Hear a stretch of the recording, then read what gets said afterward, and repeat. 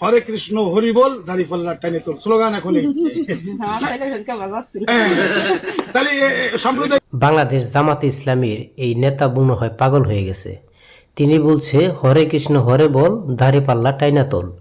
এই যে স্লোগান সাম্প্রতিক সোশ্যাল মিডিয়ায় ছড়িয়ে পড়েছে এই নেতার একটি বক্তব্য।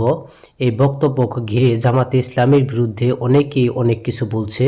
তারা বলছে যে জামাতে ইসলাম ভোটের মাঠে এখন মনে হয় পাগল হয়ে গেছে, কারণ যিনি এই হরে কৃষ্ণ হরে বল দাঁড়িপাল্লা টাইনা তুল এই স্লোগান বিগত দিনে বাংলাদেশের মানুষ কখনোই শুনে নাই ইতিপূর্বে।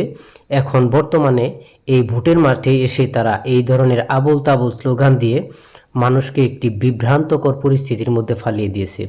মানে ভোটের কত দরকার, সেই ভোট তারা যে কোনো মূল্যে মানে কিভাবে আদায় করতে হয় তারা এই চেষ্টাটা করে যাচ্ছে, এবং সেখানে কোথায় কি বলতে হবে সেটাও মনে হয় তারা তাল গুলিয়ে ফেলছে। এই হলো বাংলাদেশ জামাত ইসলামীর বর্তমান পরিস্থিতি এবং অবস্থান।